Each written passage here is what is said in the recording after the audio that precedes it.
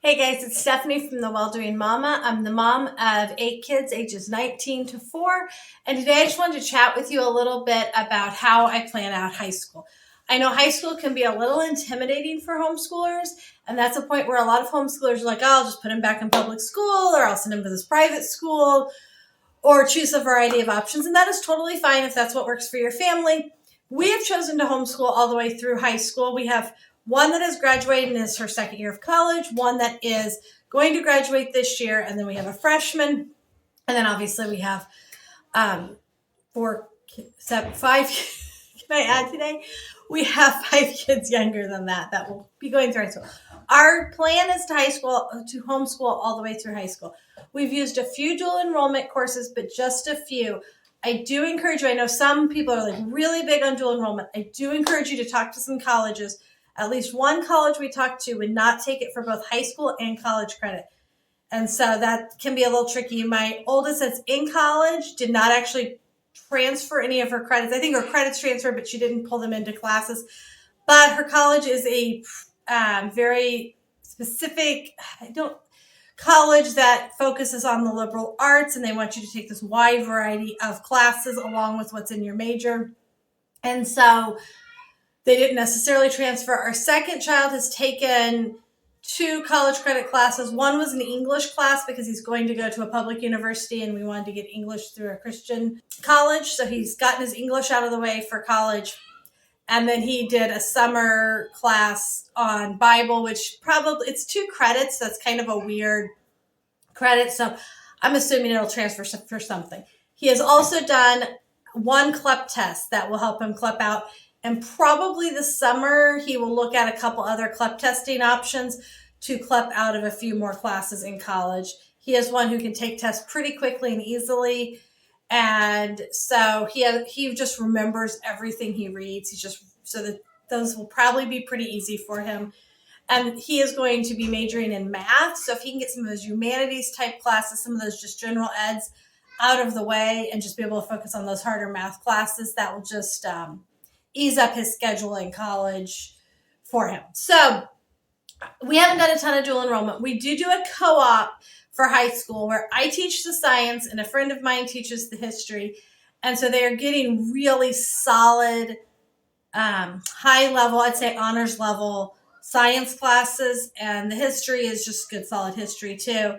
So they are getting like high levels of those classes. And so I feel like they have a really good basis that way. I did, before we started homeschooling for high school, go to an HSLDA session on homeschooling high school and got several little booklets. They have information online.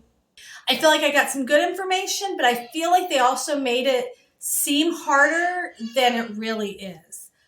We have made transcripts. I made the transcripts. I just used the download. We're HSLDA members, so they have a free download.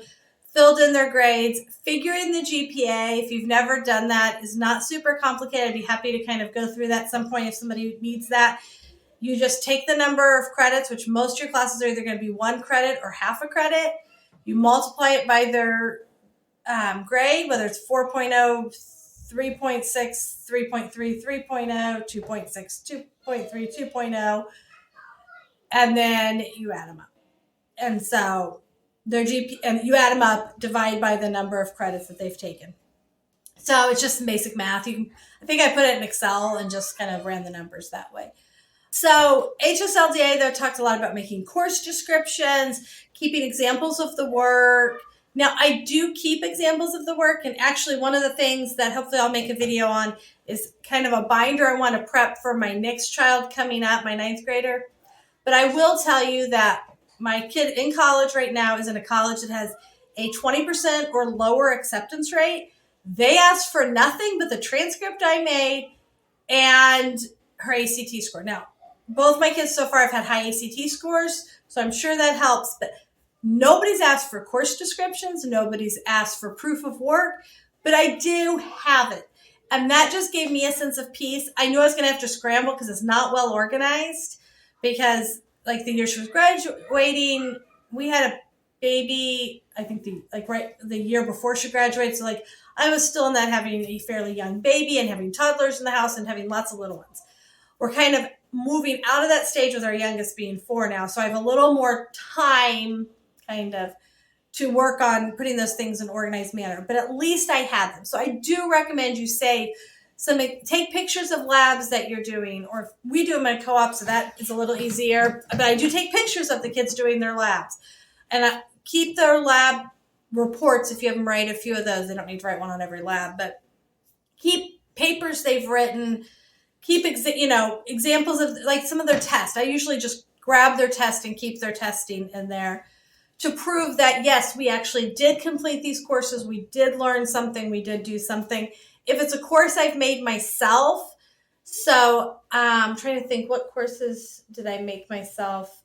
We are doing, PE, we just keep our number of hours that they've done PE work. And I just we keep a log of that. Home ec, I just kept a list. Every time she did a home ec project, we wrote it down. We wrote the number of hours it took. We wrote down what project, what hours it took. So I have just a general log of that information. The other class, my current daughter is doing, we're doing an early Christian history class. And it's some chapters from her history books that they're not actually doing in history. And then some literature she's reading. And then I do have another book that I'm going to have her do some chapters out of. So a friend and I are both kind of working on that together. And so I just kind of write down what she's doing and kind of the time frame it's taking her.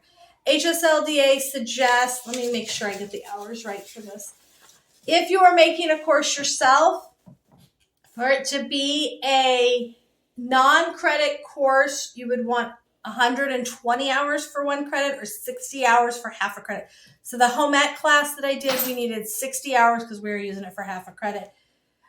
Same thing with the early Christian history. We would want 60 hours worth of work, or PE, you want 60 hours of PE to count for a half a credit of work. And then most of the time I just use kind of already made curriculum, and HSLDA says 75 to 80% of the completed work. We usually get we usually finish most of our materials. So that kind of just gives you an idea. I do like I have all these papers that I got from HSLDA when I did that. So it does give some good information as far as how many credits your kids should need. My two that have graduated and are graduating will graduate with 29 high school credits. They've taken a couple classes in 8th grade. I only count things in 8th grade that would be fully high school credit if they took it in high school. So if they take a science class, which my second kid took biology as an 8th grader, but he took it with my, at that time, sophomore daughter and other kids that were the same age. So it totally counted that because it was the same level of course as my high schooler was taking. And both my kids so far have taken Algebra 1 in 8th grade. So they would get that credit. 29 credits, I would say, is on the higher side. I was trying to look. Let me see if I have it here. 29. Oh, here it is. Okay. So they say if you want a general high school program, 20 to 22 credits is a general high school program. Average would be 24 to 26, and strong is 26 to 28. So 29, I guess, would be extra strong, but they're able to do it. It's not, I'm not totally forcing it on them. These kids are totally able to do it. And so it works. If we have a kid that can't just do that much, we'll cut back. Our kids also work a lot their junior and senior years of high school to save for college. We don't pay for college, and they don't qualify for a lot of grants and stuff like Pell Grants or whatever. So they work to help pay for their own college, and we also do a lot of test prep to get good ACT scores to help with scholarships. That's why our son is going to a state college where he'll have a lot of the tuition and stuff paid for with the scholarships. So we don't live super close to a state college, so they do have to live on campus. So that's the biggest expense, really, is the living cost for that. Okay, so I'm going to walk you through what so far our two oldest have done. And then I'll kind of show you, I needed to plan out our current 9th graders, I want to get a general idea of what we're thinking for the rest of high school, although it will probably change because you will see that theirs has changed throughout. Now, if you have any questions or you think I missed explaining something, please feel free to ask me in the questions, and I will answer as best I know. I think that it is totally doable to homeschool your kids through high school, even if you're not. I was a high school science teacher. So I feel like, yeah, I have that science ability. I know science and math are the two that tend to throw people off. I have the science and math ability to teach those to my kids. But even if you don't, there are so many programs available and resources that you can use that I think it is fully possible for any mom to homeschool through high school if you're willing to put the time and energy into either learning things, helping your kids, finding the resources. Honestly, it's even finding a friend that, like, hey, I don't know how to do this. Could you teach my kid math while I do this for your kid?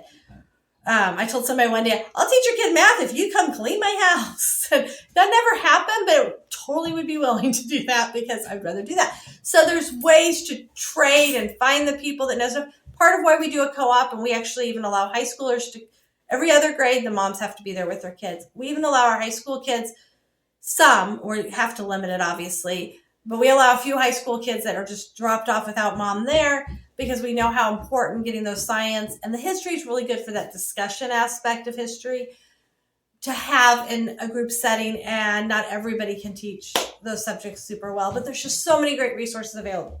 So I'm going to turn you around and kind of walk you through the papers I use, and you'll notice they are handmade papers because I just like actual paper over making documents on the computer. So that's just there. I don't have their transcripts in front of me, partly because that's just kind of their personal thing, but also they're on my computer and I don't have access to that today. So I will show you what we've done so far, and hopefully that'll give you some ideas on what you might want to do. So this is my oldest and what she did. You'll notice I put math, science, English, history. Those are the 4 basics that they'll hit almost every year.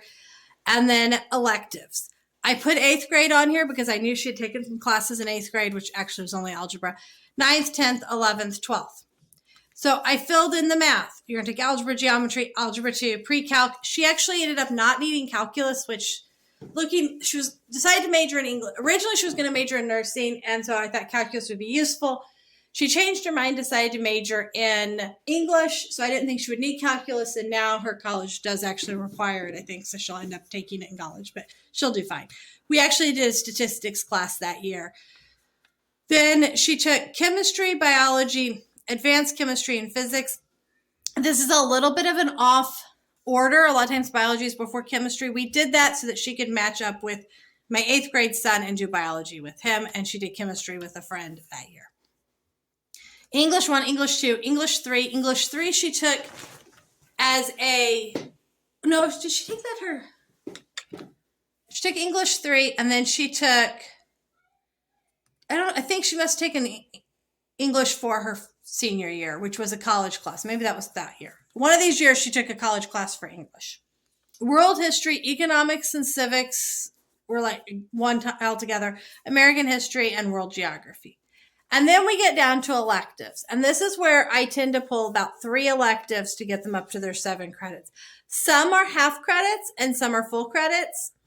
So some examples, she did music.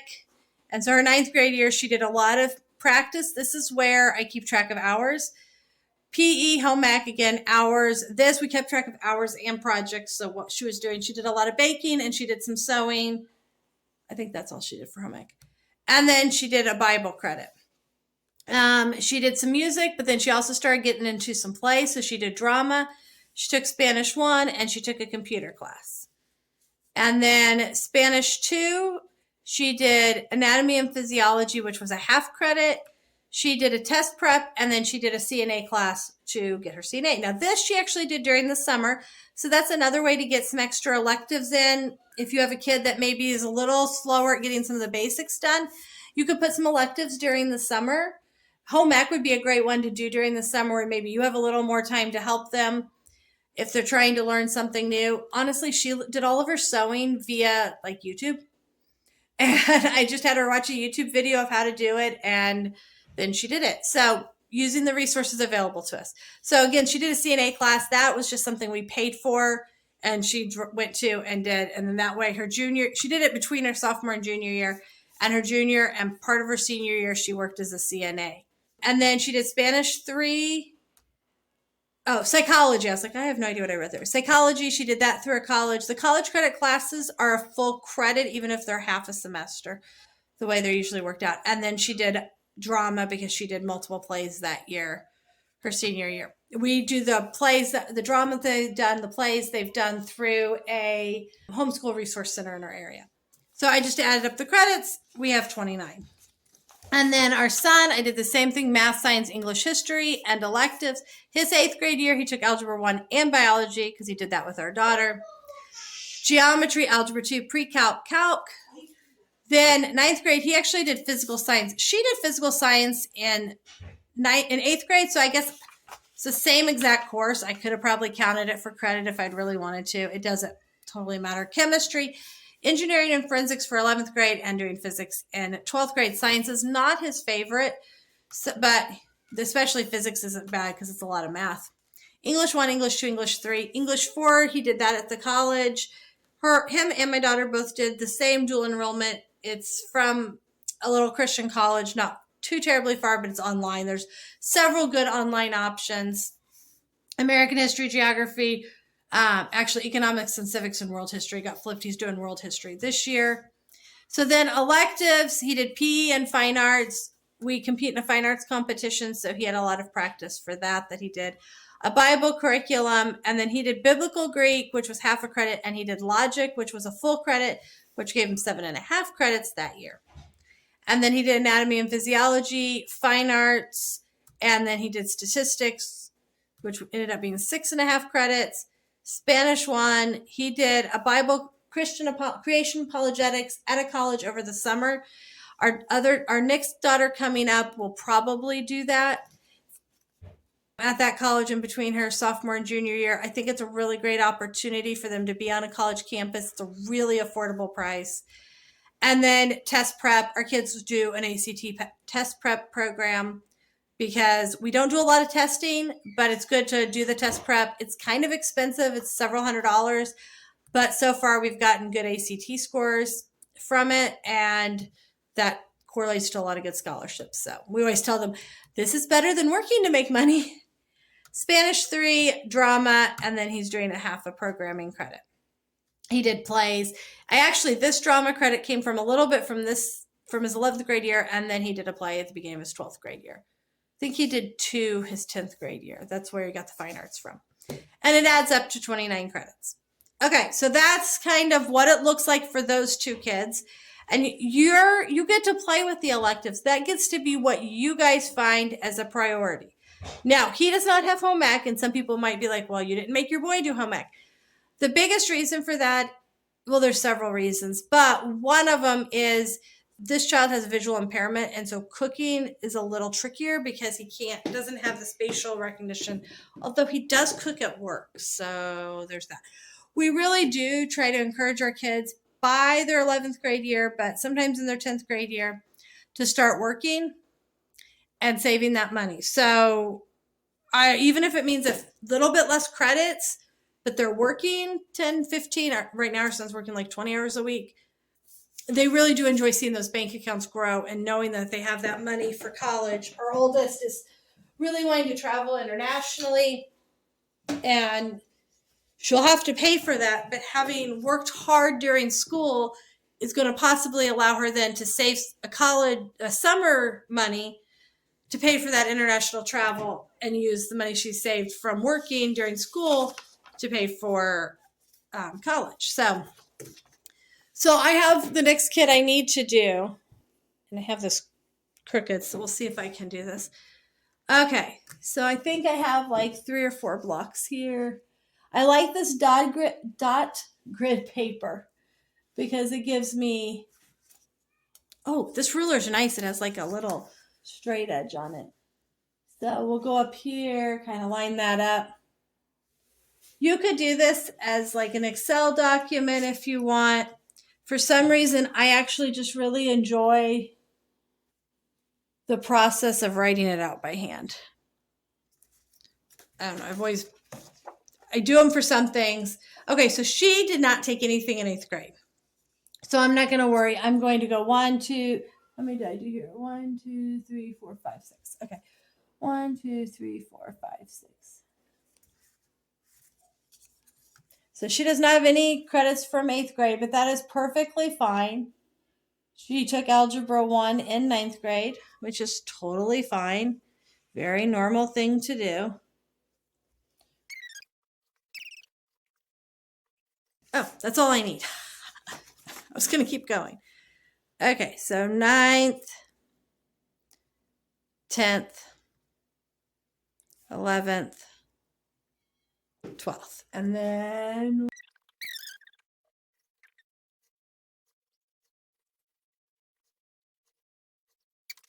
so we have math. So she is doing Algebra 1 now. And then next year she'll do geometry. I actually will probably do a video on what I'm thinking for our math progression. I keep switching back and forth, but I like different materials, different curriculums for different reasons, for different levels. So just because I like it for Algebra 1 doesn't necessarily mean I'm going to like it for Algebra 2. We're currently doing Saxon, but I don't like that they have their algebra just integrated. I really want a separate they have geometry integrated into algebra. So I think we're going to switch to Matthew C for geometry, Algebra 2, and pre-calc for her. Because I think I would like Matthew C for those better. We just switched my son's calculus curriculum from Saxon to Matthew C. So, okay. I have science next. I don't know why, but I do. So she is doing chemistry this year and doing amazing. Next year, I know will be biology. Now, here's the thing. I don't actually know what her next 2 sciences will be. We will figure that out and decide. She may do physics, but she may do a non-trig based physics, just kind of more of a general physics. I'm not sure yet. So I'm not sure what those are going to be. But that's okay. I don't have to know everything. Okay, we'll do English. Now, English, I often switch around, but from what HSLDA kind of said, it doesn't matter what curriculum you use. You can still call it English 1, 2, 3, and 4. So that is what I'm going to do. She will do 4 years of English. I know next year, wow, that was really badly written. Sorry, I'm writing sideways because I put the camera sideways and I don't know why. This year she's doing a Becca grammar and some literature with that. And there's a little bit of I'm going to have her do a few of the writing assignments for her. Next year, we're going to do a heavy writing year. 8th grade, we did a heavy writing year. 10th grade, we're going to do a heavy writing year, and she's actually going to do it with her brother that will be in 8th grade. I'm going to do them together with some IEW, and we're going to do some literature together. So it'll be a mix of literature and IEW writing. So I am going to watch it, though, because I do want to keep our classes to 5 to 6 hours of work a week. I don't want English to take us 10 hours where then we're not able to get to some other things that we want to. So I think as homeschoolers, sometimes we can almost push too hard with some subjects. So I do want to do some literature with her and her brother, and I want to do some writing. So this is going to be a split of those 2 things. So I'll have to kind of figure out how I'm going to plan that out. And I'm doing this first, and then I'm going to start working on planning out more specifically our school year for next year. So that's why I'm doing this first, because her subjects will kind of dictate some of the other. History, she is doing world history this year, and I'm actually going to leave it blank. She will do American history, geography, and she'll do civics and government. I just don't know the exact order. This is part of what we do at co-op, and those are our 4 rotations. So it'll get done. Okay, then electives. So she will have 3 electives each year. She is doing Spanish 1 now, and therefore she will do Spanish 2 next year to get it done with. So far, none of my kids have been huge on foreign language and learning a foreign language, but it is a requirement for me personally for our school. I get to decide our requirements. Our state has none. And a lot of colleges require it for admission to have a couple of that. Really, you need to look at what colleges require and kind of base what you're doing off of that. She also is doing an art credit this year. And what else is she doing? Oh, she's doing logic. I feel like she's doing that Christian. She's also doing that Christian history, which I'm going to put down here.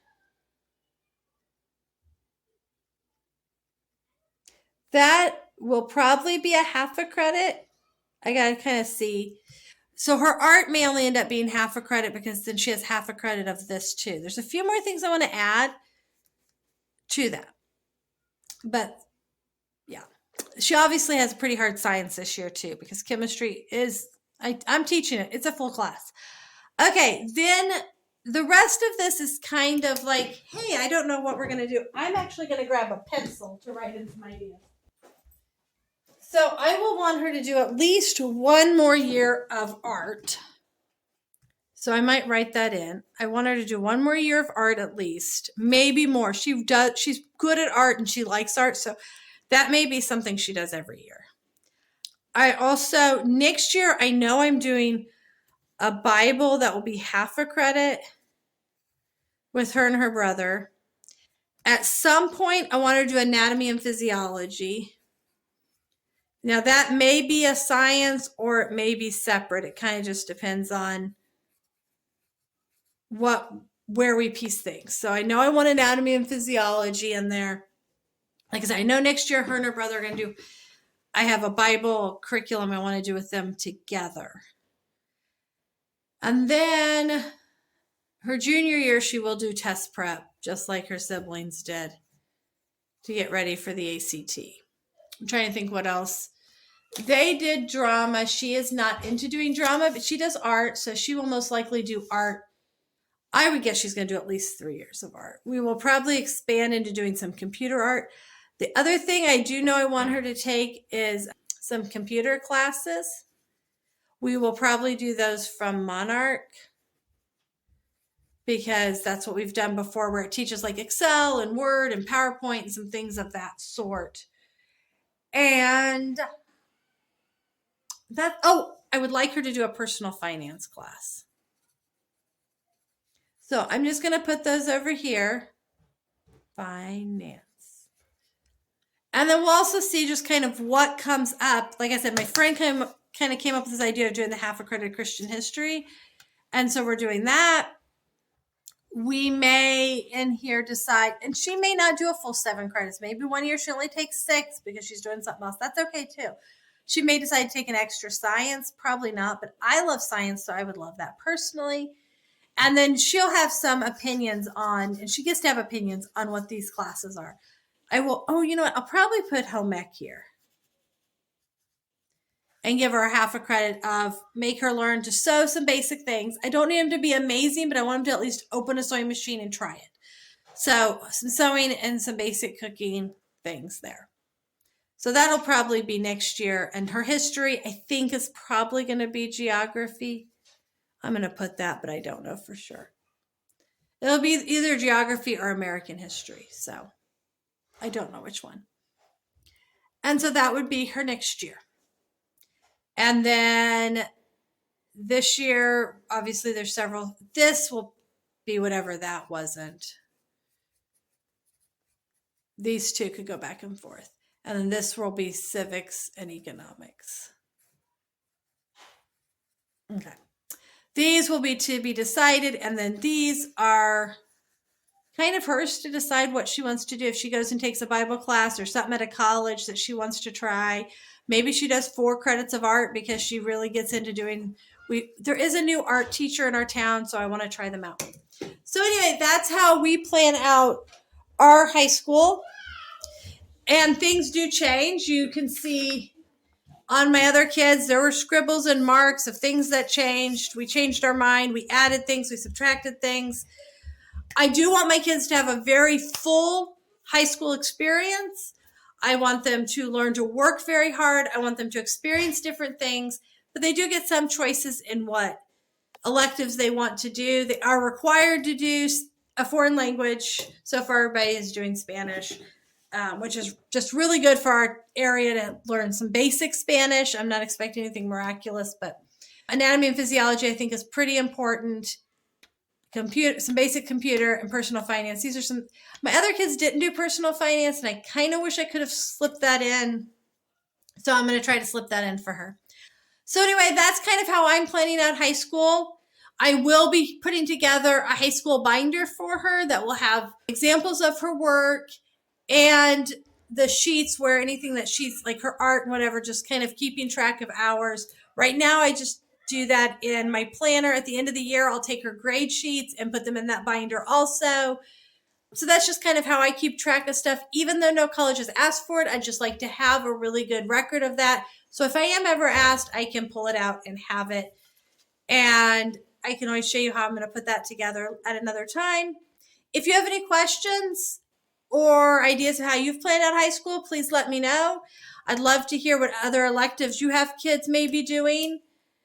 The electives, I think, are the area that will be most different for our kids, and kind of some ideas of some ability to put in some fun things and some different things that they want to learn on their own, some things of interest to them. So thanks for joining me, and I hope that's helpful as you're getting ready to start planning out some high schoolers' homeschooling paths, because it can be done. It is, and the great part is that they have more time to just work on their work than either do some extracurricular stuff. Our kids haven't been huge into extracurriculars so far, but some people, maybe are really into a sport or something. I feel like homeschooling actually gives them more time and ability. I know when I was in high school, I would go to school all day. I would come home with homework. Our kids have the day to do their work, and then they have the afternoon, evening, where they can do some sports. They don't have all evening that they have to do homework, or they can work a job, which is what our kids so far have done. So hope that's helpful and gives you some ideas and tips. Let me know if you have any questions. I'd be happy to answer as far as I know and am able to. Thanks for joining us today. Please leave a comment if you have something else you'd like me to talk about or you have any questions. Please hit the like button and subscribe to see more videos about what we do.